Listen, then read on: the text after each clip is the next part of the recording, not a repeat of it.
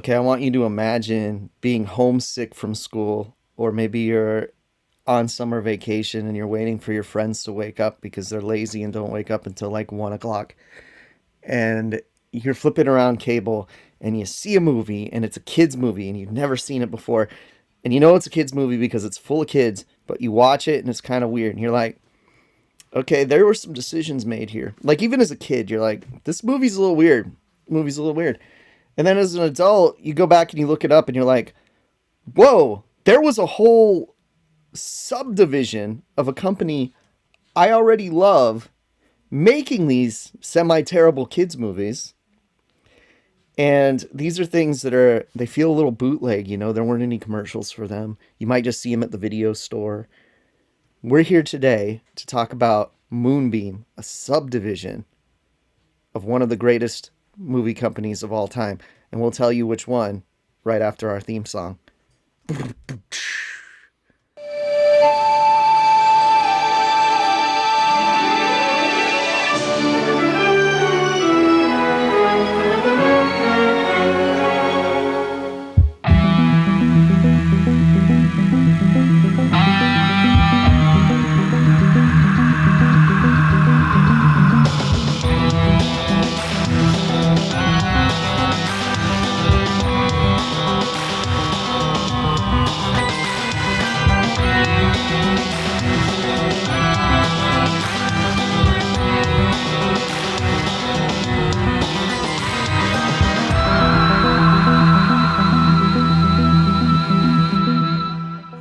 What a tease, Casey.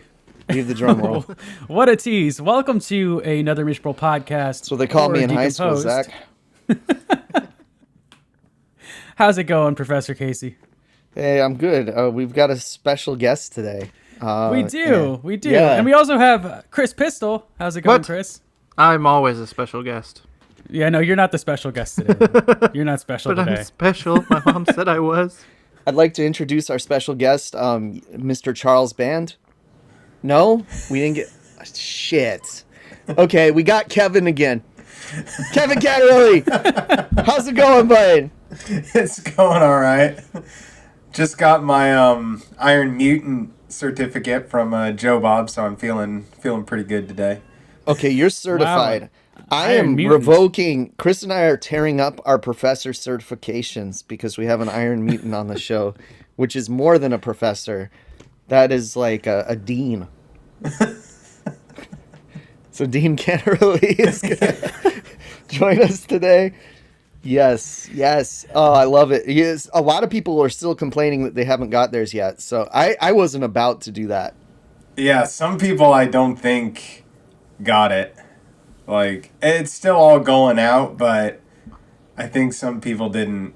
Like, I remember Darcy or someone saying, like, yeah, not everyone got an Iron Mutant certificate. So I was like, all right.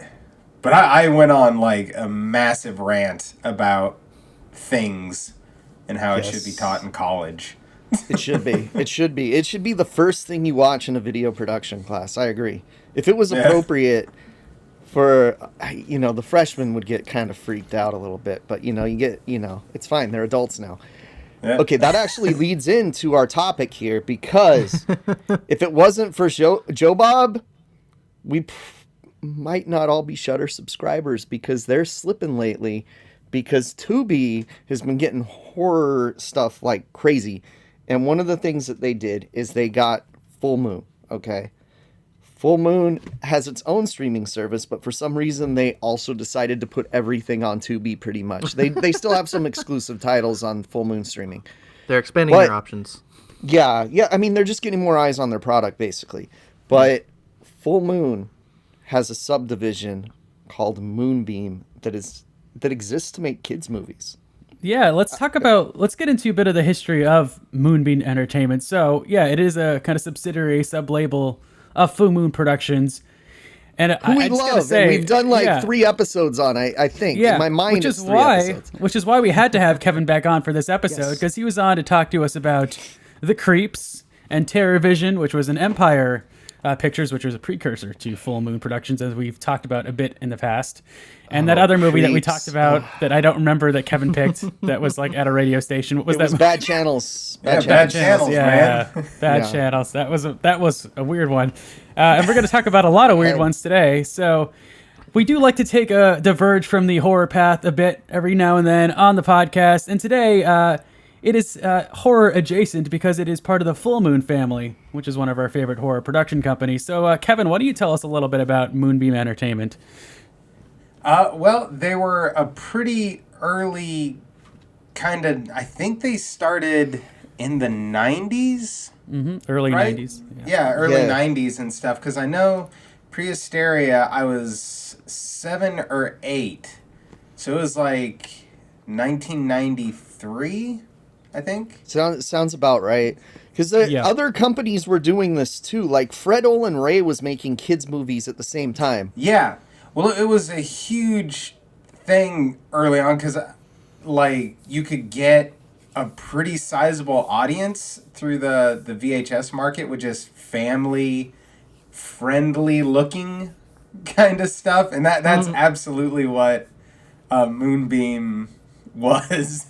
Right, because Corman was doing this too at the same time. Yeah. Yeah, with like Munchie and stuff like that. I feel like Oh, God, Corman was Munchie. more successful on the family friendly part because a lot of the Moonbeam films have that like hint of weirdness where you're like, Yeah. that's yeah. kind of a strange decision.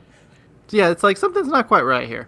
No. Yeah, it's kind of like the canon films, Lou Ferrigno Hercules, where it was like they were making an adult movie, a more adult movie, and then Golan and Globus came in and were like, no, it's a family movie now.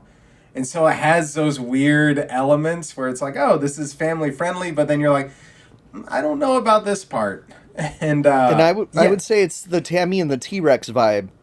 Yeah. Yeah. Nah. Yeah, I would say absolutely. You'd think that would be like a Full Moon movie, but it wasn't. I don't even know who produced that, but Yeah, I'm It not wasn't sure. Full Moon, and it was censored to become a family movie because of all the gore and stripping scenes and implied robot sex. Imperial Entertainment. People getting eaten by lions, but not eaten by lions. Okay, it's just way more interesting than any of our choices, is why I keep talking. Yeah. Sorry. So yeah, we wanted to talk about Moonbeam films because they're so. A lot of them feel like feature length, like kind of Goosebumps episodes. Some of them feel just way out of left field. They are just so weird. And the interesting thing about Moonbeam is because they are part of the Full Moon family. You got lots of puppets and like interesting practical makeups that would bleed down from like the horror movies that Full Moon is putting out under the regular label, and it would get into these like family friendly You know movies. why? Is because I feel like they made these family-friendly movies by going, what's some stuff we have laying around Yeah. from other movies that we could use again and double our money and our production value, basically, which is smart as hell, man. Yeah. I find it fascinating how many different labels Full Moon created because they wanted to get into family friendly, entertainment. So they created Moonbeam, and they also created Torchlight Entertainment around the same time, which was for softcore and pornography. And they had another one that had a completely unrelated name to anything. Like Wizard Moon. Video. They had a few different ones. They had one that was trying to do like serious independent films too. And The interesting it thing, didn't take. the interesting thing with Moonbeam that I discovered is there are two different eras of Moonbeam Entertainment, which we're going to get into today because we are covering 4 Moonbeam films, 2 from the first kind of era, which is about like 93 through like 97, and then the second era, which is like later on, like 98 through like the early 2000s. And in that era, they changed the name from Moonbeam to Pulse Pounders. Now, Pulse Pounders, that name stems from... Yeah, it stems from an anthology released by Empire... Stems from an anthology film that Empire Pictures released in 1988, which was the precursor to Full Moon. And that was called Pulse Pounder, or Pulse Yeah. Pounders. And so they decided, let's use that for our family-friendly division instead of... Like, you would think that would be the name of, like, their softcore label, Pulse Pounders. It's interesting because video stores, my movie, they were buying Extreme Teens from Pulse Pounders Yeah, so like the movie I'm covering today opens up and it says a Pulse Pounder production, and I'm like, oh, it's for families. So These are still all family movies that we're talking about. Do not get us. We're going to talk about how family appropriate they really I think are. the slogan they were using when it was Pulse Pounders was sci-fi family entertainment with an edge, and oh, there's an edge. So what we're going to do today, we're going to take a look at 4 movies from Moonbeam Entertainment, and we're going to rate them on a scale of what the fuck factor, Yes. child appropriateness, kind of how does it hold up today, and is it more Goosebumps or Are You Afraid of the Dark, which probably won't apply to all of them, but we're going to rank them anyway by that. So we're going to do this chronologically. And to start Nice. off chronologically, we have to start off with the first movie in the Moonbeam library, which is Prehysteria, which Kevin, I believe you are covering. So take it away, man. Really All right, quick yeah. before we go to Kevin, when I came up with the concept for this episode, I'm like, no one do Prehysteria because if we're going to have Kevin on, he's going to pick this movie. And then he almost didn't pick it, but he picked it. Okay. I almost didn't. I was man. torn between Prehysteria and Dragon World. Okay, Dragon so World is fun. Dragon World's interesting because there's a whole subgenre of medieval movies just so they could use the castle that full movie Oh has. yeah. That's awesome. It the Tubi has Dragon World 2 on there. I saw while I was looking stuff up. And oh boy, I gave it like a little click through real quick. It looks awful. Oh god, the poster looks awful. Yeah, the dragon's Ugh. just a guy in a suit. It's like 2 steps below like a Power Oh, no. Ranger monster. I want to it's watch rough. this now. Oh, I'll man. say this for this era of Moonbeam Entertainment, like one great thing that they had at their disposal was an artist who could make really good like artwork posters for the movies, and I think that's a good selling point for all of these movies. Like, And they completely lost it by the second era. yeah, A lot of them felt very like Drew Struzan, and like Yeah. they were really nicely illustrated anyway, for sure. Prehysteria, Kevin. Coming this summer, Attention, please. the world premiere You ain't seen nothing yet. of an action-filled family adventure. Behold, I give you prehistoric life. It's a story of 2 kids. One huge discovery Must have been frozen in those eggs for ages. and a lovable bunch of prehistoric pets. Biggest terrestrial carnivore that ever lived. Guess we got the runs of the litter. There's Madonna, Paula, Hammer, Jagger, and of course, Say howdy. She just got kissed on the tush by the king. Elvis. Yeah, Prehysteria is about a museum curator that goes into this ancient temple that like no one around, like the locals don't want to go anywhere near. And he goes in there and comes out with a bunch of dinosaur eggs he keeps in a cooler. Well, this farmer's kid's dog ends up stealing the cooler because the farmer had sold off all her puppies, and baby dinosaurs hatch, and they keep them in a greenhouse. And the museum curator hires weird Italians to like get them back.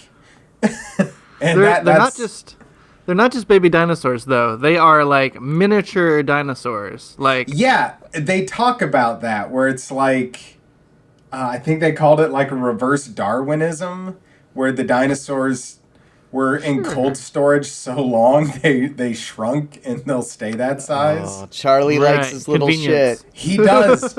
He has a little tiny things. That's his thing. The dinosaurs are adorable, man. They are They so are. cute. The puppets are incredible. I was surprised just like looking at. Do I was those like, man, puppets these still things exist are- today? I think they're like I rod don't puppets. know. I think. Oh, they've got to be rotted to crap Yeah. now. oh yeah. Yeah. They are really adorable and fun, but it does feel like a decision that springs forth from, well, we can't afford like baby dinosaurs, but we can afford like little animatronic dinosaur toys. and Yeah. then we'll just come up with an excuse for why they look like that. Yeah, if you've ever seen like Pee-wee's Playhouse and you've seen like the claymation dinosaurs, they're like that size, but they're like more like puppets. There are some And stop they look motion they look sequences. like bootleg Kyoto Brothers sculpts. Yeah. Like yeah. in a good way, right? Like Yeah, no, they look great. They have that. They all have that like awesome '90s dinosaur look to them and stuff. But Just don't look like birds. yeah, Don't move like birds.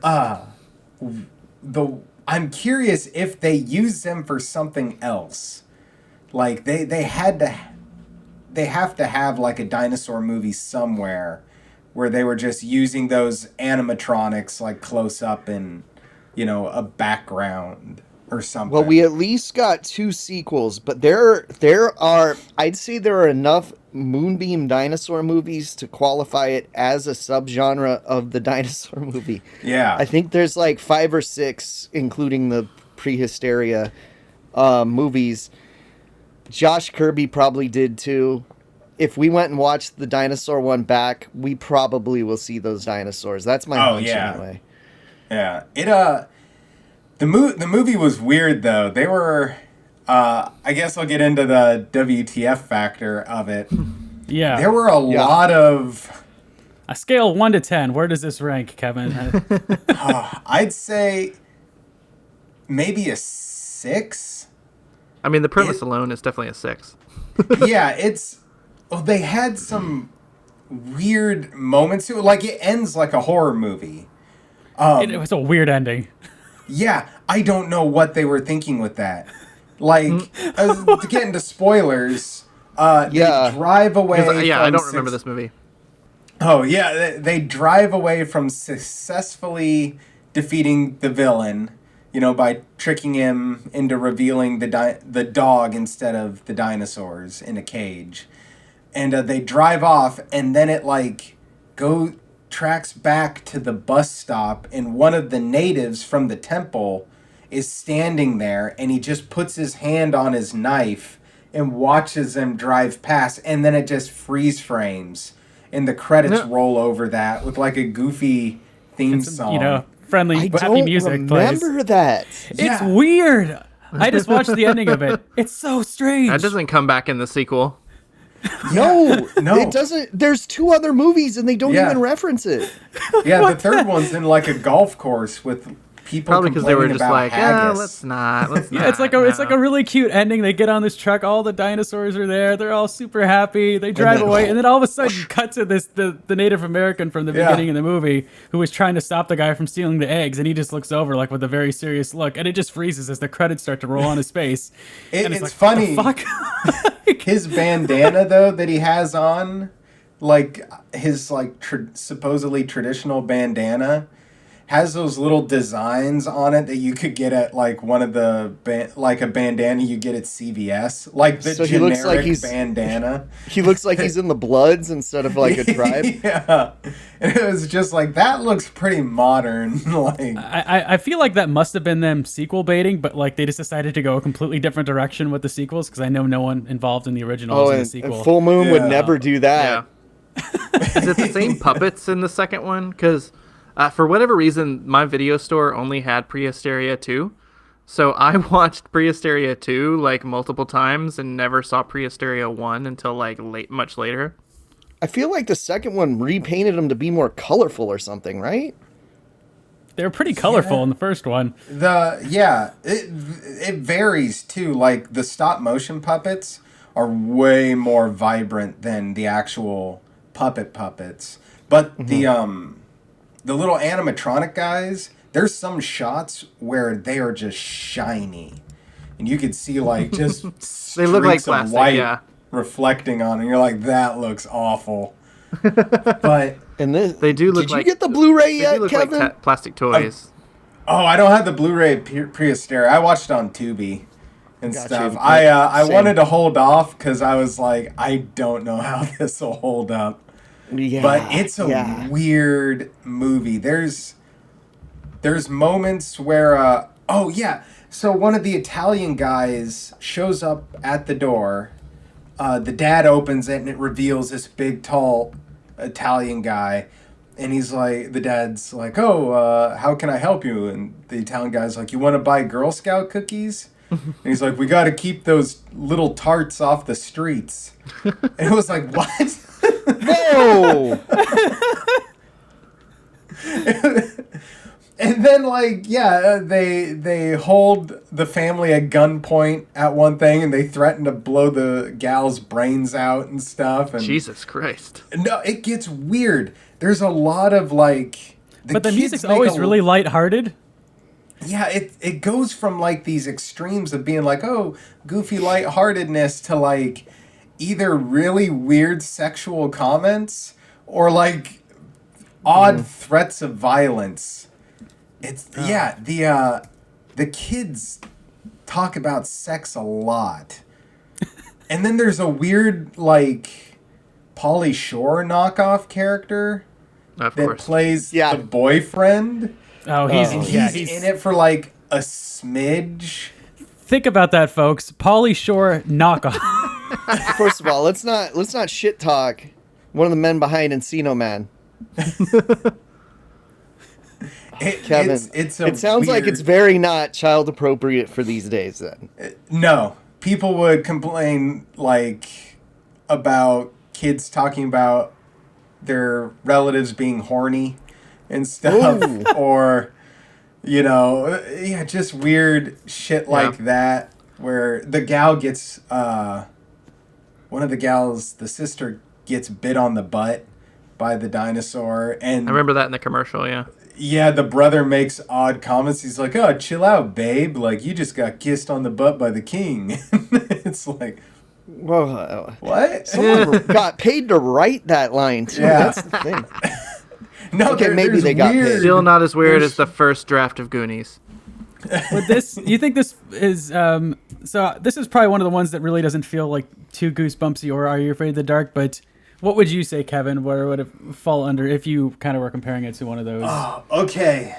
Shows. It would. It's a little more fantasy than either of those shows delved into for the most part. It felt more like, I don't know if you guys remember it was on Fox, I think, but it was called like Round the Twist. Yeah, Something like I that. haven't heard of the that. Australian show. Yeah. It Sounds felt like an like Australian show. Ran the an twist. episode of that where it's got like leaning more towards like a Twilight Zone-y vibe, where it's like, oh yeah, this weird fantastical thing is happening to these this family. It had a very Round the Twist kind of feel to it. Nice. So Yeah. we it's got- an odd movie. I will tell you why it reminded me of Are You Afraid of the Dark? Because the villain's name is Mr. Sarno, and every time they said his name, which they say like 30 times in this movie, I wanted to say, no, Mr. Accent on the no. It's just like Sardo. But he was great. Stephen Lee, who played the villain. I thought he was really entertaining. Yeah. These early Moonbeam films kind of feel more like knockoffs of like a combination of whatever kids movie was popular, from Honey, I Shrunk the Kids to Home Alone, obviously inspired like every kids movie in the early 90s. Yeah.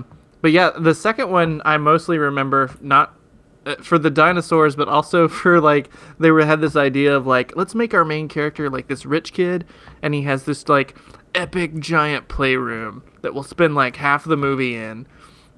And that was like the cool factor of that movie, was watching like, oh, this kid's got an insane cool room. Like it has a trampoline in it and shit. How But close? does he have his own McDonald's is the question. That's the real Didn't question. quite go that far. They didn't have the budget for McDonald's. I wonder how close that released to the Richie Richie Rich. Rich movie. Probably pretty With, close. Macaulay Culkin. I think it was Richie Rich was like Macaulay 90 Culkin was in it.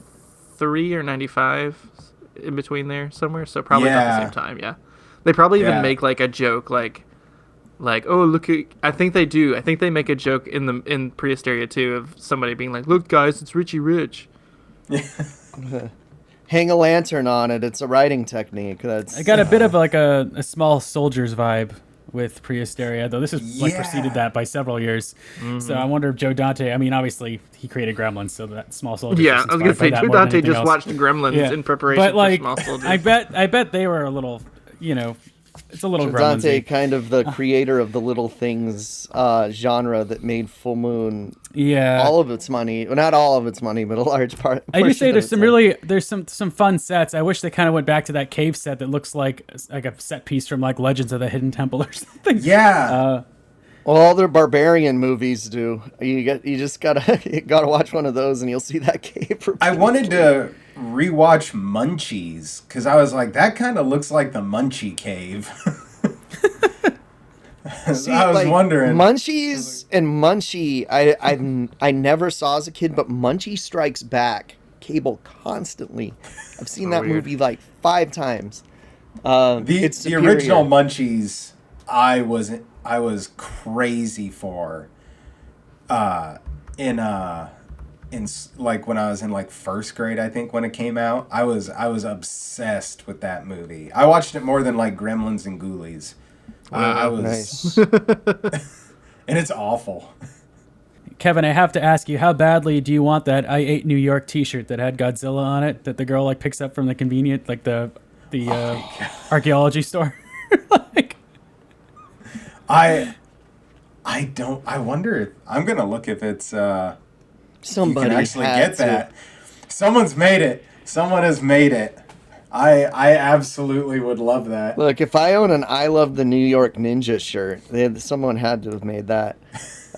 yeah. So can somebody else speak to like Prehysteria was Moonbeam's like big hit, right? Like this is the one I remember like seeing the most and hearing the most about. I feel like it was probably like their big hit that allowed all the others to happen. I feel like all the other ones try less.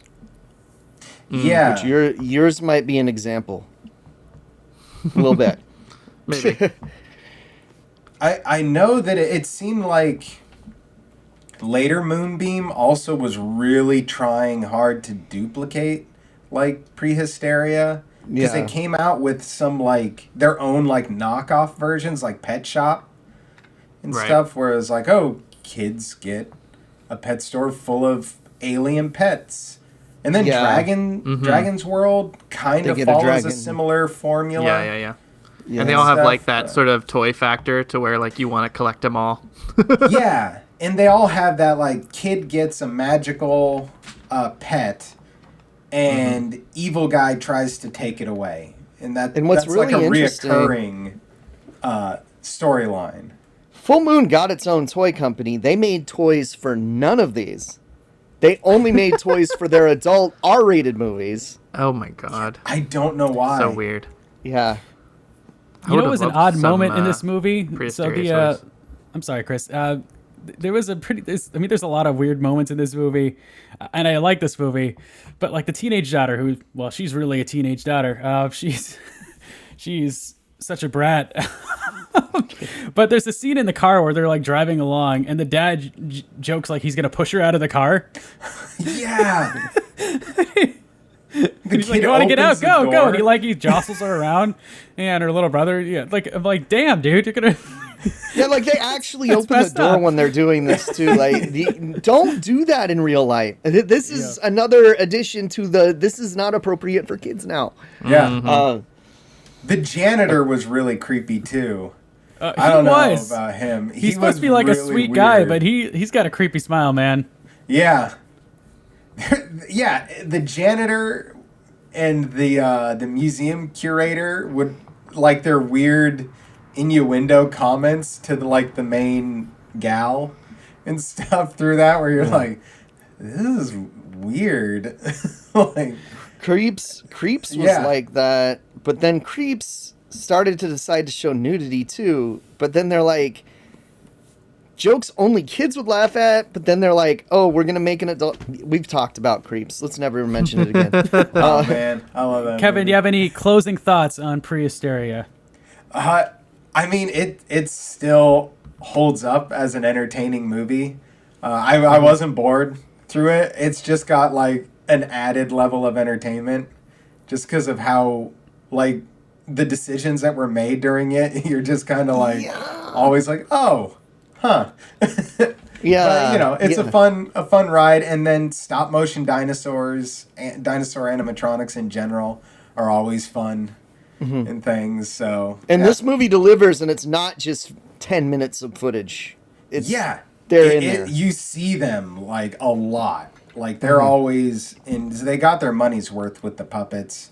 The flying with the pterodactyl was like the animation on that looked great and stuff. Some of the shots they really used close-ups of that puppet a lot, like the stop motion puppet. Very reggae looking pterodactyl color-wise. Yeah. Yeah. It was a really good design. I enjoyed it. I think the movie holds up. I would say, yeah, if you got kids that are into that, kind of stuff, dinosaurs and things, like, yeah, absolutely. Which put it on. we were in 1994. Yeah, you might want to watch it first. Yeah. I wonder if this movie was in production at the same time as Jurassic Park, or it's a product of Jurassic Park. Oh, it's a product of Jurassic Park, 100%. Because it's the same year. It's 1993. Yeah. Full Moon makes shit fast. So Okay. they knew it was. They probably saw Jurassic the Park trailer for Jurassic Park and were like, yeah, that it took shit's like gonna be 2 big. years 2 or 3 years to film Jurassic Park. So it's Yeah. It's the same kid, the kid from absolutely has to be. I was seeing if it was the same kid from Last Action Hero. All right, yeah. It looks just like him. Austin it is. O'Brien. Yep, that's him.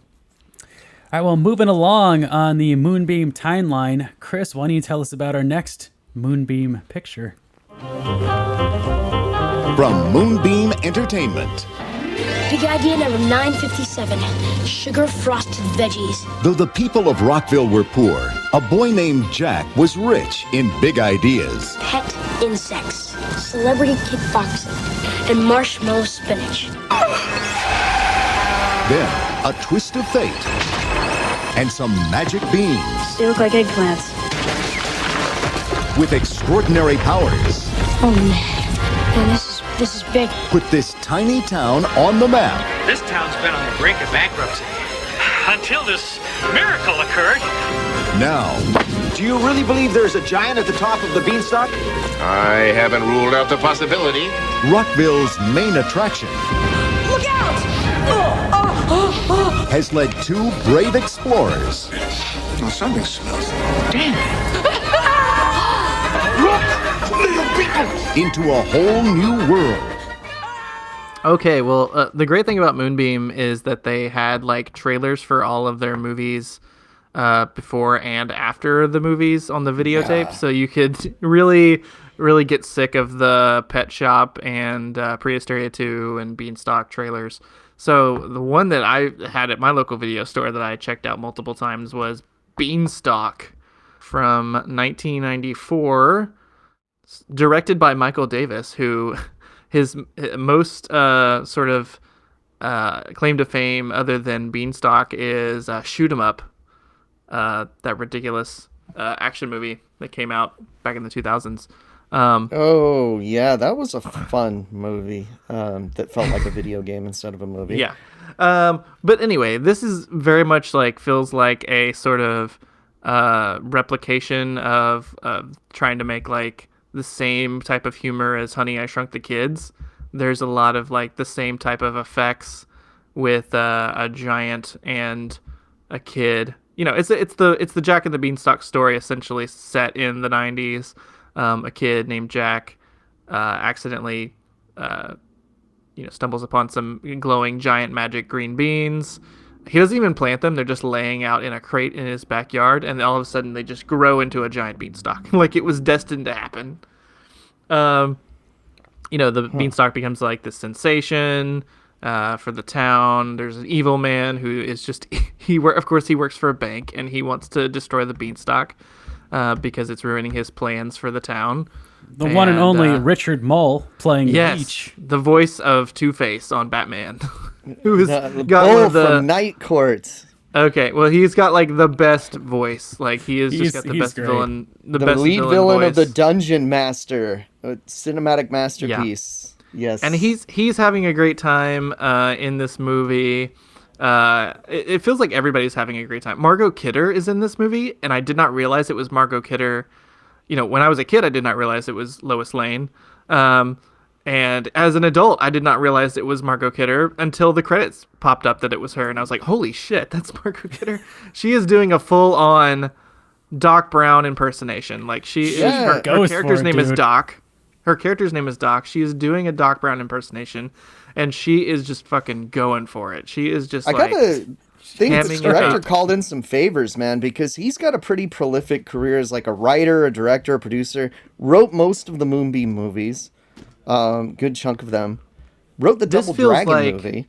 Yeah, this feels like a lot of their... They really put a lot into this one, hoping it would be like another Prehysteria. Like, you got Patrick Renna, the kid from The Sandlot.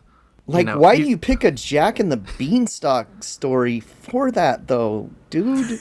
I don't know. I mean, it feels pretty like run-of-the-mill as far as like what kind of movies are being made at this time. I mean, you've got Disney doing all these like fantasy kind of stories, and it's kind of like a quick, nobody's done this yet kind of a thing. Like, nobody's done a modern I mean, Disney was going to do this essential thing. Like, they were going to make a Jack and the Beanstalk movie like fairly recently, and it got abandoned. I like to think that it was just going to be Beanstalk but animated, but probably not, because there's some weird things about this movie as well.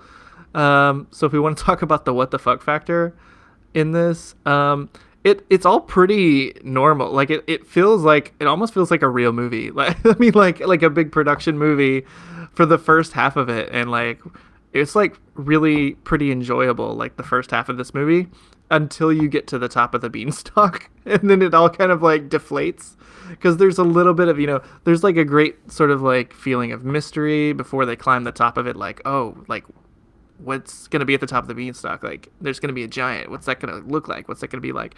And then you get to the top of the beanstalk, and it's the fucking dude from Honey, We Shrunk Ourselves. And Xenon, the girl from the 21st century. Yeah, green face, Stuart Pinkin, who, most popular probably is the voice of the giant. Yeah, he's having fun too, but it's just weird that he is like painted green, and he's got some really like off-putting effects, like prosthetics on his face that make his head look like a booger, essentially. In his forehead, he's got like some protruding... Yeah, and his daughter is played by an adult short person, which was a weird choice. I'm guessing it was because they didn't want to put those like makeup prosthetics on a child. So it's like, oh, we'll just hire a short person and have them play a child. Weird choice. Very, very strange. It's all kind of off-putting. And for some reason they decided like, giants have not progressed as fast as regular humans, so they're still in the 1950s. So it's like, okay, why? I guess just to have jokes about the 50s? Maybe they just had a lot of 50s stuff. They might have just had like a 50s set left over, because they do a lot of 50s, like all the 50s sci-fi tributes that they've done, like maybe from that. Yeah, so it's like an alternate world where Nixon became president and Kennedy didn't for some reason, even though it's like a giant Nixon with green on his face. It's weird. I don't know, man. I'm confused so much, and I've seen parts of this movie, and I'm really confused right now. Jeez. Yeah, the second half of the movie... a kid. Yeah, the second half of the movie loses a bit of steam. They're just kind of fucking around on inside the giant's house, like, doing the Honey, I Shrunk the Kids kind of set pieces where they're like, oh, now they're in a roach motel. It's like, oh, now they're taking clothes from the dolls and putting clothes on themselves. And now they're on the kitchen table and, just running around and doing those sort of optical effects that were used in Honey, I Blew Up the Kid a lot to make the baby seem like a giant. Mm-hmm. And the effects are not terrible. Like if this movie, the thing about this movie is that if this movie comes out 10 years later, it's going to look way worse because they're going to be using like really cheap CGI effects to pull off like the giant effects and I think me and Zach will talk about. Yeah, so there's a lot of like optical stuff. There's a lot of like rear projection stuff in this that is, looks better and is a lot more charming, I think, than stuff that would come out maybe just 10 years later to use. No, 10 years later, they would have used really bad digital effects to make the people green as well, probably, and just do color correction or something. It would look real bad. Yeah. Dude, okay, so they spent time in a kids movie making Nixon and Kennedy jokes. Yeah, I don't know. there's as far as like kid friendly though, it's pretty kid friendly. Like this kind of has, if we're talking like Are You Afraid of the Dark or Goosebumps, I would probably go more towards like Disney Channel original movie. Like it has that tone essentially, and there's not a lot of it like adult edged humor as far as like being inappropriate or weird stuff, other than like, yeah. There's maybe like one sort of sex joke with the giants, but that's about it. You know, it's interesting because Disney Channel original movies aren't exactly that far removed from these production value wise. Oh no, yeah, it looks like the same. The worst looking thing in the movie is the whole climax of the movie. The giant comes down, he chases Jack and the other kid, the kid from the Sandlot. He chases him down to the town. And the giant wanders around like the downtown area. So you have all of this footage of the actor walking around a big model with like just like a black background with like lights for the stars kind of in the background. It looks like awful. Like I mean, it looks like it's like really endearing and really like, oh, look at that model. That's so cool. But it doesn't look realistic at all. No. Like, oh, this probably looked way better on VHS. Yeah, like there really is a lot of really. So Beanstalk was the movie that the Moonbeam film that I remember most as a kid, that I kind of have the most memories of. Yeah, and I always enjoyed it. I always think fondly on it. So I rewatched it before this episode as well, and there are some pretty funny moments, like silly, stupid moments, like when he's storming through the town, he sees a newspaper, and the headline is "Mets beat the Giants" or "Giants beat the Mets," and he goes, "All right." yeah, like throwaway jokes like that are kind of funny. I think my favorite like moment from the movie like that is when he's already seen like Jack and his friend running around through his house, so he's trying to find a way to trap them. So he's in his like basement. And he starts to get some prank calls from people that are making fun of him for believing in little people. And like a second call he gets is, "Only an idiot would believe in little people." And he goes, "Ah, Ma." And he like hangs the phone up. Yeah, I mean, you can tell that everybody was having fun making this movie, I think. Like, the main kid who plays Jack, J.D. Daniels, who went on to be the voice of like Arnold in Hey Arnold, I was like, this kid seems familiar, and I looked him up and I was like, oh shit, this kid was Arnold. He's like, I'm surprised this kid wasn't like bigger. He like feels like he's really chewing the performance and has like almost like an adult sensibility about him. He's having fun, and it seems like nobody's taking the thing too seriously. Like the hardest I laughed in the movie was at the very end. The main bad guy, who's called Leech on the nose.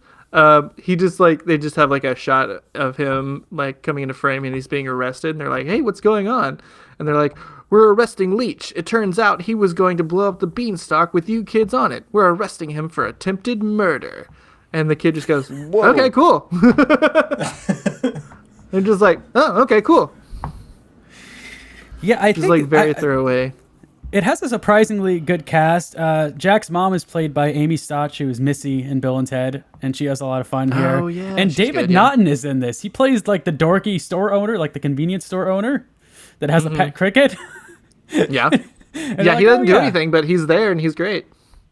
I was just hoping he was going to turn into a werewolf at some point, but it didn't happen. Jack also has a Home Alone 2 gimmick where he has a tape recorder and he's constantly like mentioning his brilliant like ideas, because his mom, he and his mom are like on hard times and their like house is being foreclosed on, so they're trying to like save their house, and so he's very much like he's very much the Kevin McAllister model of trying to, he's acting like an adult essentially and he's constantly telling his mom, "Give me some skin," and like giving her a high five. It's fun. His ideas are pretty awful. Like his first idea that he mentions, I think, is sugar frosted veggies, like marshmallow spinach. Except for when he comes up with celebrity kickboxing. That was one of his big ideas, which is like, did he just invent celebrity kickboxing before it happened? They're either either bad or already like a thing, because he also comes up with pet insects, and I'm pretty sure pet insects are already a thing. Yeah, I'm pretty sure people have spiders. No, celebrity boxing didn't happen until 2002. So, okay, Beanstalk invented celebrity boxing. Good. Yeah. Confirmation. That's awesome. Wow. Dick Clark fucking stole from Beanstalk. And Patrick Renna, if you're a fan of Ham Porter from Sandlot, he's fun in this. He plays a bully who's smart. He's a dick. His character's such a dick, though. He's like a really well-read bully. You know, his mom's a teacher, so he's gotten like straight A's. He's very like literate, and he like he's quotes quoting the Shakespeare Odyssey all the time. Yeah. It's like Zach is the only person that doesn't just call him the Great Hambino. Come on, he's the Great Hambino. Yeah, I mean this feels like one of the, if this were a Disney Channel original movie, it would be one of the better ones. So I think like despite its shortcomings, it is pretty fun. I it's only like an hour and 18 recommend it. minutes, so it's definitely like worth checking out if you haven't seen it. God, already. I wish mine was only For- an hour and 18 For minutes. Margot Kidder's performance alone, because she is so ridiculous in this. She is. So like, we're all getting a not giving surprising fuck. amount of kind of famous people in our movies. Like We are, Kevin's yeah. got the kid from Last Action Hero. Okay, so and then Kris has Margot Kidder and Football Head himself from Hey Arnold. Do you have any famous people in yours, Zach? Yeah, well, let's get into it. Kris, what was your what the fuck factor rating for Beanstalk? Wow. I would probably put it fairly low. Like the decision to make the giant, like I'd be like, man, I want to remake this movie, except like fix a few things. Like probably the decision to make the giant like green and gross looking and have him be like a 1950s giant. Probably would change that. Like it's just kind of like what the fuck, why?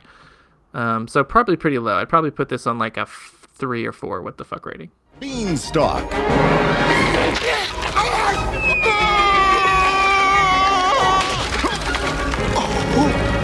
Oh, that's gotta hurt.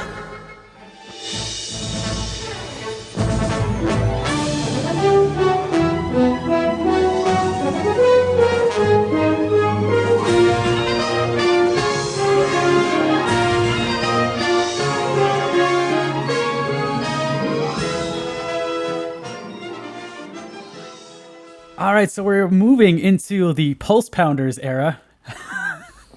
Era I'm not familiar with at all. I wasn't either, which is why I decided when we were like claiming our picks, I saw Phantom Town. It's also called Spooky Town, and I was like, okay, I need to watch this. So, Yeah.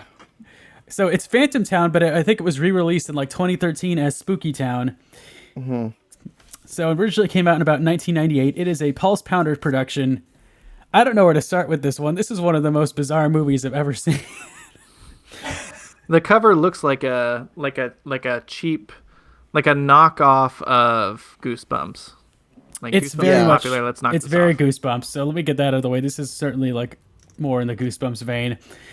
So one thing Moonbeam likes to do that I've noticed with I think pretty much all their movies, I don't know about Casey's, is they like to play their opening credits with like a slideshow of pictures. Yeah, we had the same crappy Yeah. MS Paint slideshow, but we also shared the same director, so I wonder if it's his thing and not Moonbeam's. Like Beanstalk has a cold open and then it cuts to like a bunch of illustrations. They're nice illustrations. They also spoil the entire movie. Yeah, well, it feels like Wow. well, it's like what Mission Impossible does now, Yeah. where they're like it'll give you little snippets of what's gonna happen, before it happens. So it's like the end credits of The Mandalorian and Book of Boba Fett, but in the Yes, beginning of the it's movie? exactly like that, Wow. Well, it feels like maybe the same illustrator who did a lot of the covers for these. So maybe they're just like, we got this guy, we need to like take him for all he's worth. And Prehysteria had like illustrated like kind of like cave drawings or something, I think. If I'm Yeah, remembering yeah. It had correctly. like, I think like photos of the cave set walls with like weird serpents and dinosaurs and stuff on it. Yeah. So Phantom Town. So this era is also when Full Moon to I think cut costs decided to shoot everything on video, and boy does it show. So this slideshow is Welcome to the terrible. early It- 2000s. It looks like a bunch of like super low res like pictures of some random old west looking abandoned ghost town that they found on the Now, internet. you compared it to a Sega CD game, and I think that is the most apt description. The opening credits and parts of the movie. Yeah. And like there's like an intro scene. It looks exactly like the intro of like a Sega CD full FMV game. Like think of what was it, Double Trouble, the one that Corey Haim was in? Double Switch. Double Switch. Like that intro, the movie, like after you get this really low res slideshow, you cut to one of the characters in the movie. It's very darkly lit. Like on my nice HD TV, it's so pixelated. And he has like a lantern. Same. And he comes up and he's like Oh, kind of no. introducing the story. It looks exactly like the beginning of like a Sega CD, Sega 32X FMV game. It's So hilarious. be sure to get your light gun because you're gonna need to shoot some ghosts. And I dig that vibe, even though it's like it looks bad, like it's just nostalgic for me. So I totally it's was this into it. era of our lives, like this. So yeah, if crappy you video. crossed a Sega CD FMV game with like an episode of Goosebumps, you would get Phantom Town. I'm all in on that. Yeah, it's not good quite as stuff. good as it sounds. It's worth. I would say it's worth watching. Part of the problem is like the most interesting stuff doesn't happen until like the last 30 minutes of the film. And damn. kind of until then, it's sort of a drag. It's so dark and like this is a really contrived story. It's like a PG Invasion of the Body Snatchers plot set in like an 1880s Old West town with a bit of like Lovecraft and Westworld, but for like families. It's really They have weird. so they must have had a Western set because again, no. it's almost a subgenre of Moonbeam stuff that there's a bunch of Western movies too, including a Josh Kirby. And I'm apparently scrolling this through this movie, movie right I looked now. it up. This movie was filmed in Romania, which shocked the hell out of me. Yeah. It doesn't show. except for the house, which looks like it looks like just a set, like with obvious light. It's so much on a set. So the movie starts off with like this raucous house party that apparently like every kid in the neighborhood is invited to. They're like shooting firecrackers off in the front line, and then you cut to the inside of the house. The people at this party range in age from like 8 to maybe 17. And then you get to like the band that's playing there, and it's two of the leads in the movie, two brothers. The older brother looks like he's 25 or 26 because the actor was like 25 or 26, but he's supposed to be like 17. And then his brother is like 12, and they're both like they're playing guitar. They're dressed like Falco in Rock Me Amadeus. They have like the puffy shirts and like kind of like a piratey like 17th century like overcoats. It's the Brood. So like you have like they're not playing Rock Me Amadeus, unfortunately, because that would have been They couldn't awesome afford to see like 9-year-olds rocking out to Rock Me Amadeus. Would have been hilarious. But they're playing like some grungy alt rock that's probably supposed to sound like Nirvana. It doesn't. I'm so confused already. Oh my god. So yeah, they're like just rocking out to some weird, song that they got the rights to, playing guitar with some band of 20-year-olds and a 12-year-old playing to a bunch of like middle schoolers. And then all of a sudden and then their baby sister's there who's probably like 7, and they get like a phone call, and their parents are like driving home from some party or whatever they were coming from, but they're lost. They're like on a very dark road. They don't know where they're going, and eventually they come to a sign that says Longhand, some weird town. Anyway, the brothers find out about it, and they have to cancel the party. So the movie is centered around these 3 siblings. Their parents don't come home the next day. They've disappeared. They try and get like their aunt and uncle involved to help them and get the police involved because their parents they just know they found this town called Longhand, and then they just disappeared, which is an interesting setup. The setup of this movie, the plot is unique. It's just so like contrived. So one day the siblings decide to go look for their parents, even though they have like no idea where they are. I don't know how they find them. They just they drive down like the highway, and they stop in this convenience store that's run by a magical Native American man, which I know. Tropes. Who- Racist tropes. Who has heard about, who kind of tells him about this town called Longhand, and basically to avoid it, and that if you go to Longhand, never agree to like make any promises with anyone there, which is an odd thing to say. So they keep driving along, and the older brother who's driving starts to fall asleep.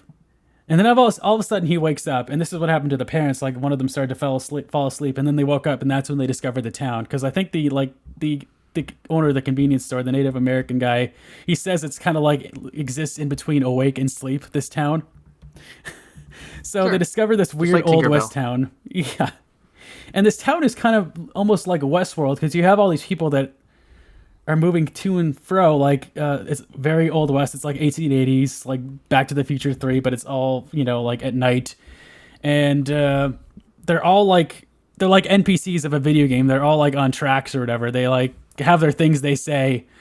And the kids go to this hotel, and the attendant at this hotel is really weird and wants them to sign their names. They're trying to find out where their parents are in this town, and to make the reservations, he's like, everyone needs to sign their name, and the older brother does, but the young kids don't, and they kind of evade him.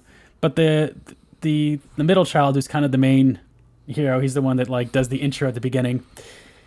He notices that everyone is on a track and repeating things in a cycle, and so it gets really weird. At one point, they accidentally the owner of the hotel kind of starts to get aggressive with the kids, and they just kind of knock him over, and he starts to spew green goo, just out of his body.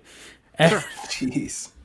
Gotta put that gross factor. And that's when you discover that everyone in this town is a clone, a body snatcher, and that's when you start to get some pretty cool special effects. And so at one point, the brother is he's under the spell because he signed his name on this ledger at this hotel, and so they see him walking outside, and everyone is lined up there's gonna be an Old West duel or something, but he's just walking towards one of the people in this town, and some cowboy, and they're gonna turn him into one of them, and they eventually are able to save him. But these aliens are total wimps.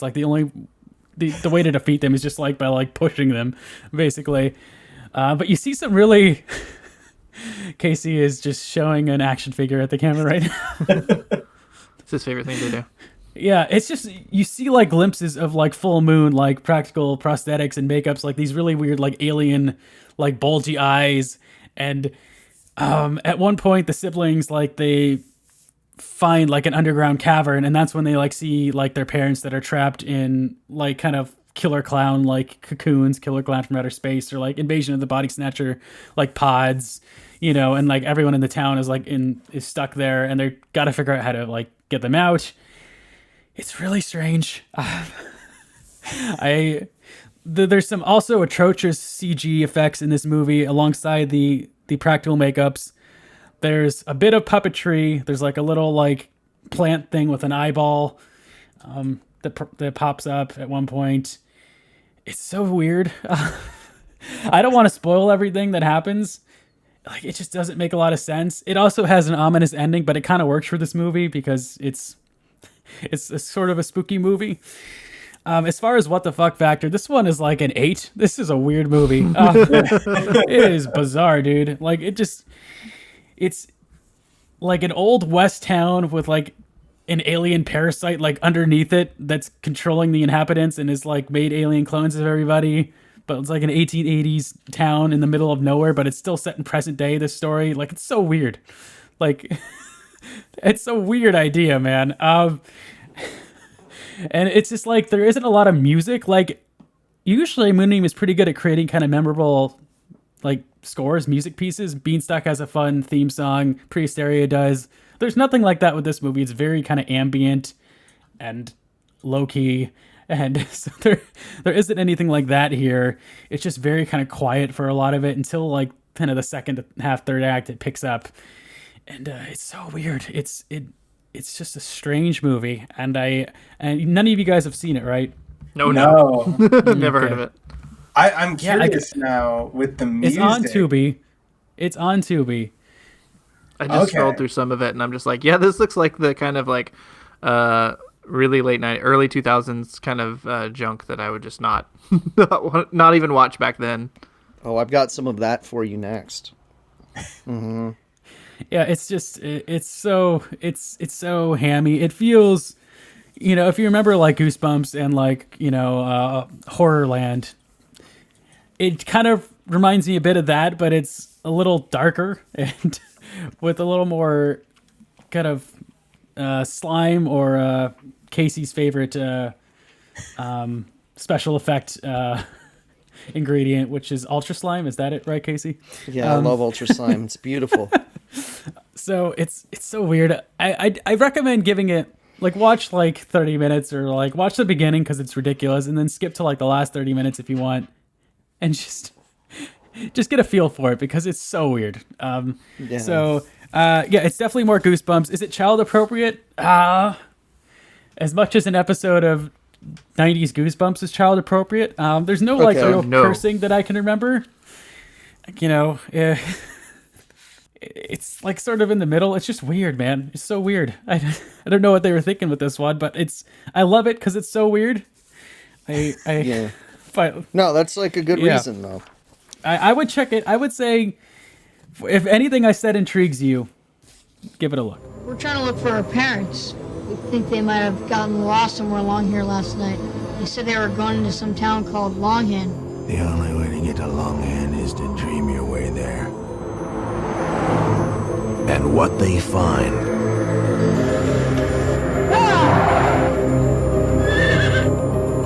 is a mysterious place that doesn't exist on any map. Well, Disneyland? It's Longhand. And their worst nightmares come to life. I was curious after your music comment because I know Charles Band's brother, Albert, I think. Yeah, Albert Band usually does a lot of the music for stuff, and he did it for Prehysteria. But this the guy that did it for Phantom Town went on to do like iRobot, Terminator 3, like Cursed, Jeez. Underworld Evolution, Scream 4. So he like went on to do music for some big name stuff. Jeff horrible Burr. sequels. Yeah, he did Texas Chainsaw Massacre 3, Puppet Master 4, 5, Pumpkinhead 2, and he also directed Pumpkinhead 2. Yeah, he also directed the Pulse Pounders production that Casey covered. So Casey, why don't you tell us about your pick where we can end this Moonbeam journey here? Yeah, so this episode was my idea, and we all picked our own movies, and I picked the shittiest one, and this almost made me pick to end podcasting and or my life. So I picked The Boy with the X-Ray Eyes, not to get confused with the famous British album, not to be confused with The Kid with the X-Ray Eyes, which is another movie that Fred Olen Ray did around the same time, which is why this had to get its name changed to Extreme Teens. Okay, this was they called it Extreme Teens with an Extreme Teens with an X-Stream Teens to cash in on the X-Men, and the box art is a kid shooting lasers out of his eyes and melting stuff. So I'm like, dude, I'm down. This sounds cool. And plus, I thought it was gonna be an homage to The Man with the X-Ray Eyes, the 50s sci-fi movie, right? No. I got the same Sega CD opening, but it had a cold open with some kids getting abducted in the forest. They're doing some kind of school hazing activity where you have to run away, and if you get caught, you get shot with paintballs. And there's a great shot where they're shooting the kid with paintballs, and it's clearly like a dummy with the same shirt on getting shot, which is cool because paintballs hurt. Don't be really shooting your actors with paintball guns. That sucks. I was expecting them to really shoot children with paintball guns because it's full moon. Or Moonbeam in this case, finger quotes. They get abducted in the forest by some soldiers. The movie is not about these kids at all. In fact, it's about another kid who looks about 19, 20 years old, probably was, because they filmed a lot of this in Romania too. So there's a lot of travel involved. And you wouldn't be able to tell it from watching. Yeah, you wouldn't be able to tell it from watching. That's actually just where Full Moon actually has a whole studio in Romania. Because the Moonbeam was castle's in washing Romania. the cash. Yeah, it's a little weird. Because this movie there's no redeeming factors of this movie. Do not watch this movie. Basically the kid, his father is a scientist that looks exactly like George W. Bush, to the point where it's going to distract you during the whole movie how much this guy looks like George W. Bush. he's making like a top secret experiment. Okay, so the kids go on a school trip to his office, and it's basically any of the later Spider-Man movies where you get to see the school field trip leading to Oscorp, leading to the Spider Bite. Okay, same thing, beat by beat, except he breaks into a basement, and the basement is where the secret lab is kept, and they find some X-ray goggles that aren't working for some reason, and they look like a repainted version of the Jurassic Park night vision goggles. They're freaking huge. They go over the kid's whole head, right?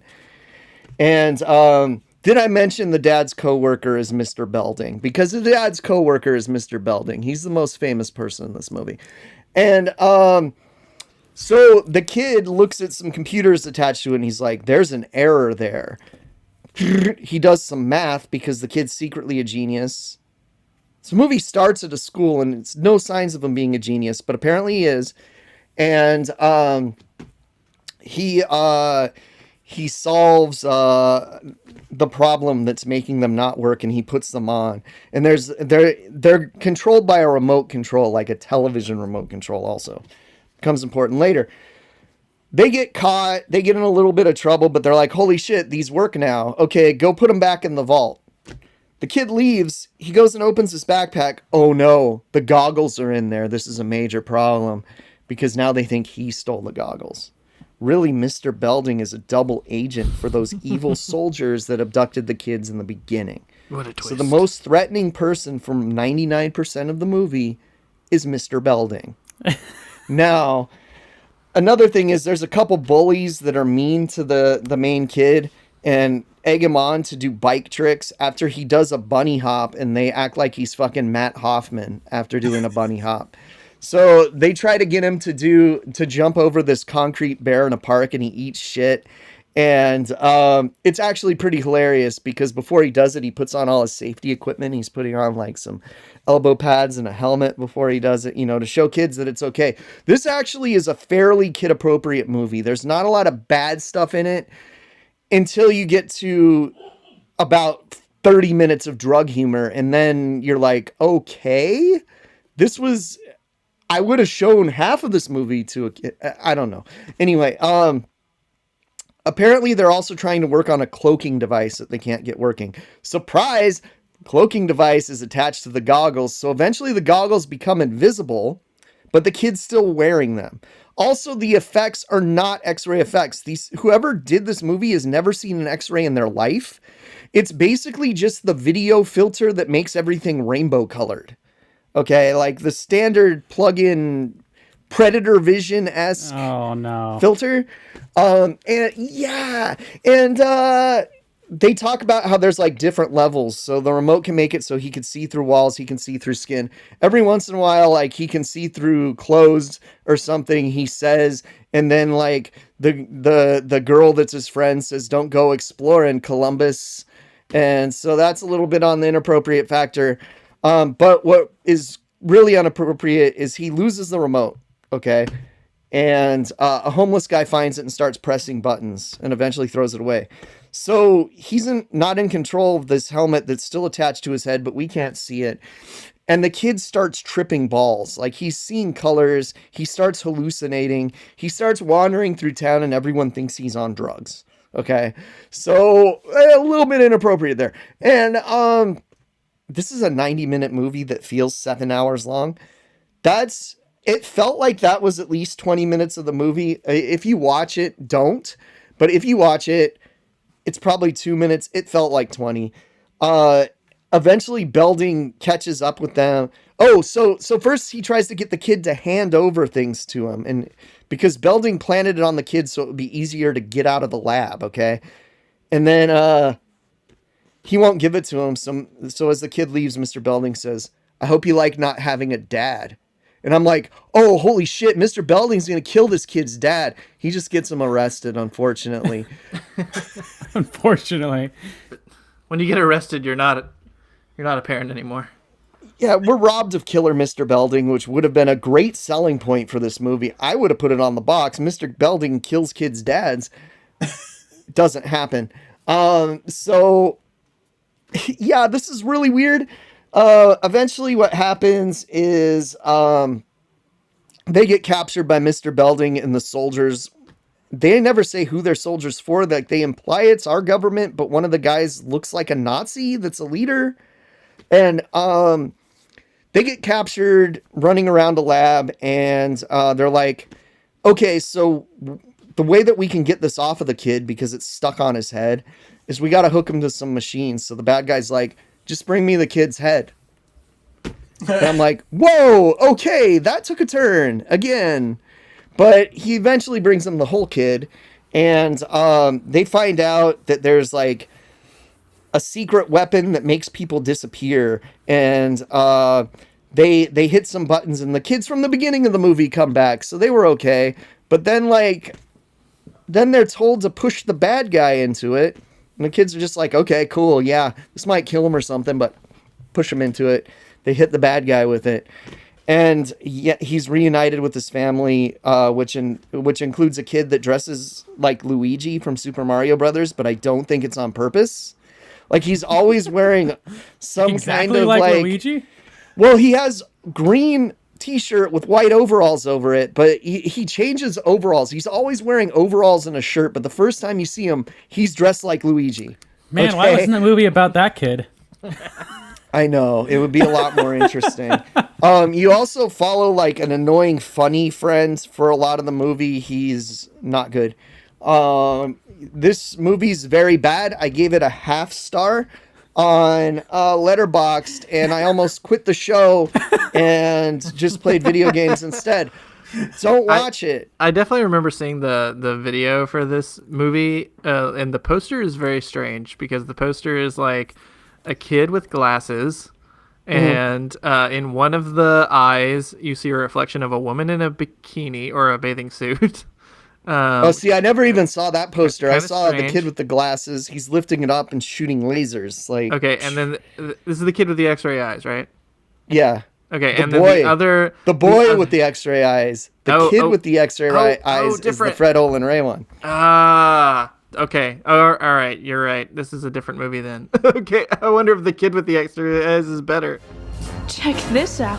What do you think you're doing? You know this young man? He's my stepson. Scientists invent electronic glasses with X-ray vision. Privacy, thing of the past. A corporate spy uses one boy to smuggle the glasses. You guys aren't gonna believe this. You stole the glasses? The glasses. They're gone. They're completely invisible. Now he has permanent X-ray vision. Nice boxer shorts, Richie. It's laundry day. How did you know what I was wearing? Next, the Russians try to steal the technology. Lieutenant Biddle? Give me some good news. A kid has them. Bring me those glasses. The possibility of a cloaking device. Rearrange molecular structure to create invisibility. Extreme teams. See what others cannot. What was your WTF rating, Casey? WTF rating's kind of low because this movie's just really boring. If WTF stood for why the fuck am I watching this, that would be a 10. That would be a 10. I can't even find this movie. Kid appropriateness. I discussed some things that some people might find inappropriate for their kids, but I think the real thing, like, this is very kid inappropriate because they would not sit through this movie. It is very boring. I had a hard time as an adult sitting through it for 90 minutes.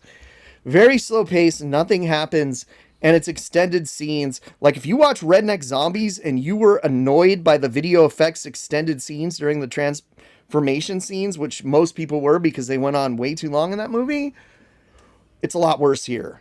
Okay. Is it more, I'd say it's more like Goosebumps, but not the TV show, like the books. And I'm talking about the shitty books that no kids liked that, like, You Can Fly, like the non-scary ones. Yeah. Or the one where the kid turns into the chicken. Which, if this kid turned into a chicken, this movie would be so much better. If it was the chicken with the X-ray eyes, yeah. Guys, I'm just realizing that there were, like, that Moonbeam originally in, like, the late 90s was going to do, like, they did, like, 2 monster, like, Universal monster sort of reimagines or ripoffs, like Frankenstein and the Wolfman Reborn. And those, Yes. I remember those covers, and I remember renting them and being very disappointed by the movies because they were so cheap. Movies were terrible. But the posters look like pretty good, decent Goosebumps ripoffs. Like it's the same kind of like illustration and everything. And the reason for this is they probably sold the movie with the poster to investors and got the money based on the poster and then went and made the movie, right? Oh yeah, I mean that feels like what happened with Beanstalk too. Like in the Beanstalk poster, the Beanstalk is coming from inside the kid's house. It's like that's not from the movie. That's not what happened. And it's very Disney-esque and animated looking as well. Yeah. Prehysteria's got the Disney-looking cover too. Yeah. Prehysteria's cover is pretty straightforward. They're like kid dinosaurs. And, it sells itself. Like dinosaur stuff just always sells itself. That was a bit of a look at Moonbeam Entertainment. What a journey it was. There's so much we didn't cover. Things like we Magic didn't Island. We didn't cover Josh Kirby because we can do a whole episode on Josh Kirby. That's quite the series. Kevin mentioned Dragon World, and we'll have to do another one of these because I want to watch Dragon World. Yeah, Moonbeam is such an oddity, and it's now called Moonbeam Films. They haven't released anything new since 2000. They've just re-released their older movies on like DVD and stuff like that, and streaming, which is why we're getting a lot of it. A lot of their stuff is on Tubi. So. Yeah, it's on Tubi. It's also on Full Moon Streaming. They have their own Moonbeam section, so you can just go in there and watch Moonbeam stuff. I was looking for Oblivion, which looked like a Cowboys versus Aliens type of plot. The movie itself doesn't seem to be on Tubi except for an Elvira version and a Riff Tracks version. So you can watch a Riff Tracks version of that movie, which I definitely want to check out. And also some of these, like if you just go on the Moonbeam Wikipedia page and you're looking for stuff, a lot of these were released under different titles. Like, for example, The Boy with the X-Ray Eyes is on Tubi as Extreme Teens because they were trying to cash in on the X-Men. And also he's kind of extreme because he does a bunny hop. Matt Hoffman over here. I highly recommend checking out a Moonbeam movie. Look at a title that's interesting to you and just go for it. Not Casey's. I would stick with like 93 to like 96. After like they finished Josh Kirby, things probably got a little weird, but stick with that early era first and find something that intrigues you. I think you'll have a good time with it. Maybe watch it. If you have kids, watch it before you watch it with your kids just in case. Yeah. Moonbeam's their quality timeline lines up with Full Moon's quality timeline. So if 100%. you're familiar with that, it's like, yep, they all have that same rise, then just fall. Okay, Zach, I gotta peace out early. You guys can continue your kind of wrap up. If you want. Crap! I was sorry, wrap man. up. Okay, Chris has to go to work. We will plug your Twitter and Letterboxd for you. Yeah, you can put in your part later. I'll just say, yeah, you can follow me on Twitter at Kris Pistol, Kris with a K, Pistol with a E, or Letterboxd, same name. Awesome. Thanks for joining us as always, Chris. We'll see you next time. See ya. All right, so Kev, if you had to pick out of the Moonbeam releases you've seen, is Prehysteria your favorite, or is there another one? Again, I really liked watching it last night. It was pretty weird. But I'd have to watch Dragon's World again because it had a giant animatronic dragon. And I thought it was so cool as a kid. Yeah. That does sound kind of awesome. Zach, how about yours? Mine's definitely not my favorite. It was a piece of garbage. No one watched it. Well, I mean, the ones I grew up with were Beanstalk, Magic Island, which is about a kid getting sucked into like a book and like it's a pirate story. And that one was kind of fun. It stars one of the guys from Home Improvement. Not Jonathan Taylor Thomas, like the middle brother or the older brother. I think he's the oldest brother, the blonde one. Zachary Ty Bryan. Yeah. It's kind of fun. And the Josh Kirby series, which I especially remember the toy one and just how weird it was. Yeah. That was the one that was on cable the most, for sure. But I saw several of them, but that's the one that stuck with me. So, I mean, of those, Beanstalk is probably the one I remember the most fondly and have the most nostalgia for. But I'd like to check out all of them. I'd love to see Dragon World, and I really enjoyed Prehysteria. I watched that for the first time yesterday, and that was really cool. So, yeah, I'm excited to kind of dig more into Moonbeam. It's such an interesting they have such an interesting catalog of movies. So, Kevin, thank you so much for joining us, man. We had to have you back on for this one, and we always enjoy having you on, man. So plug your stuff, man, your Twitter, and tell us more about what's going on with the Cool Ghoul, your buddy, the Cool Ghoul. Oh, yeah. So I am helping with a new YouTube show called Cool Ghoul Radio. And it is short horror stories that are narrated by various people that call in to a undead shock jock. So it's pretty fun. You can find it just looking up, Cool Ghoul Radio, and it's on YouTube. And you can follow me at KG Cannarile, Cannarile. And I'm on Twitter, and my stuff's usually just me posting horror GIFs and things. So good times. Good yeah, times. we've been trying to get the Cool Ghoul on the show, but he's a very reclusive creature. He comes out when he feeds. I heard he's kind of a dick. Usually, yeah, I work. Casey, where can they find you on social media, man?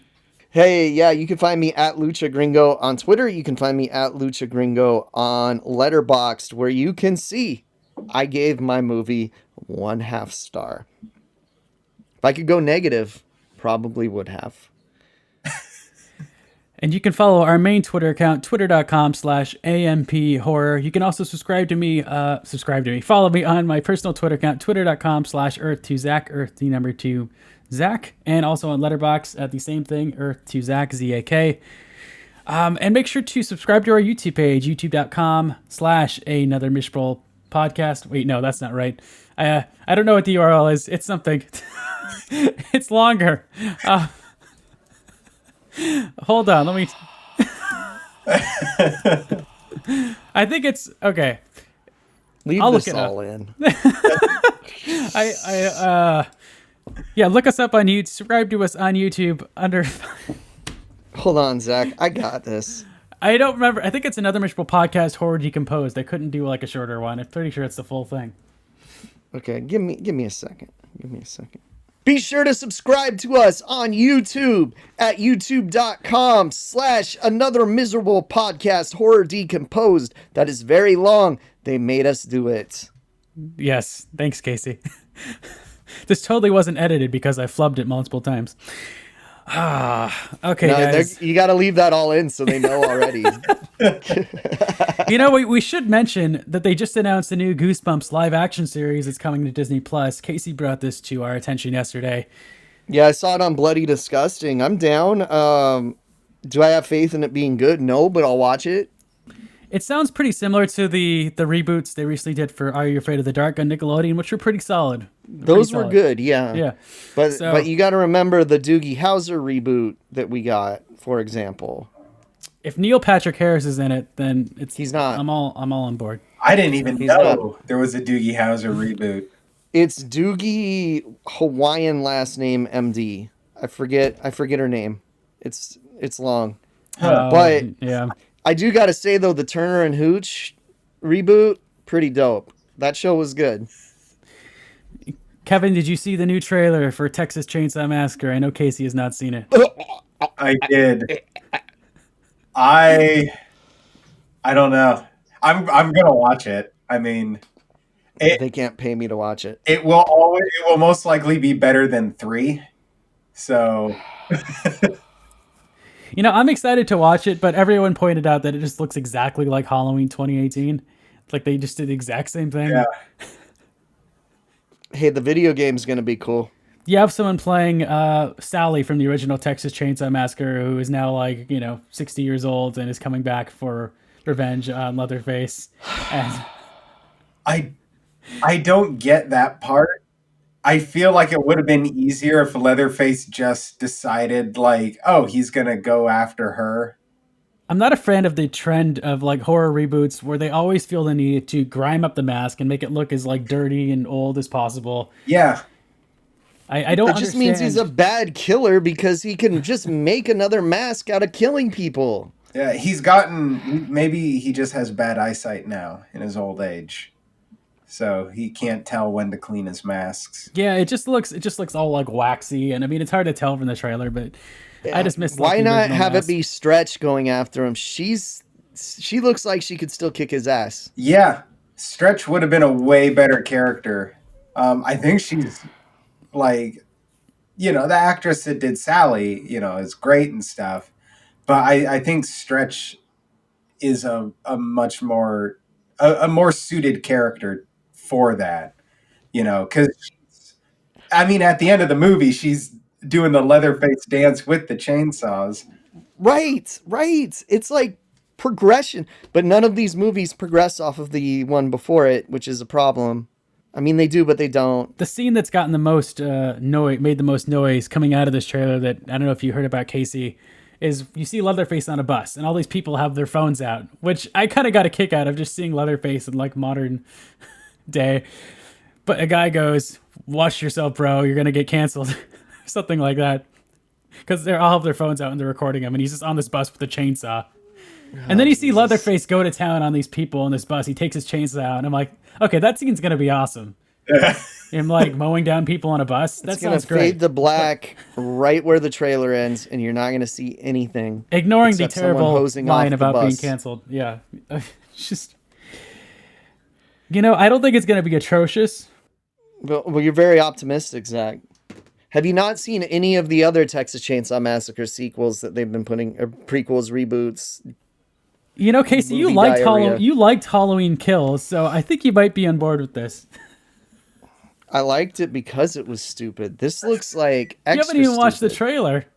I refuse. There's some I've good been fucked too many times. I was like, oh yeah, this looks pretty cool. There were some good shots in the Wrong Turn reboot, but that was garbage. There weren't that many good shots in that movie, dude. I don't know, when the log hit the guy, that was pretty good. That was a good shot. Okay, thanks so much for joining us, everybody. I hope you enjoyed our little look at Moonbeam Entertainment. Definitely seek them out. Thank you again, Kevin, for joining us. Thank you. We're going to get back to, we haven't done a retro, well, I guess this was a retrospective. We haven't done a poll in a while, so we'll definitely do something like that soon. We want to do some more commentaries. If you have any suggestion for us, any movies you think we should check out, please write us at anothermiserablepodcast@gmail.com. We'd love to hear from you. If you have something you want to promote, if you're interested in being a guest on the show, please let us know. Again, we'd love to have you on. We'd love to interview you. All that jazz. Yeah, please give us ideas. I know I joke about you people torturing me all the time, but this show was my idea, and I tortured myself this time. And if you feel like it, if you enjoy what we do, please consider leaving us a nice review on Apple Podcasts or whatever streaming service you listen to us on. That would really help us out. We would so greatly appreciate. Remember to thumbs up, like, and subscribe on youtube.com/anothermiserablepodcast or Decomposed. But we want to keep doing this. We are going to get back to 2 episodes a month. I know we have dropped the ball. I'm very aware that we will have 2 episodes this month. I guarantee you. And we'll more mini reviews will be coming out as well. So we're going to kick things into full gear. We have big plans for this year. So stay tuned for all of that. Have an awesome day.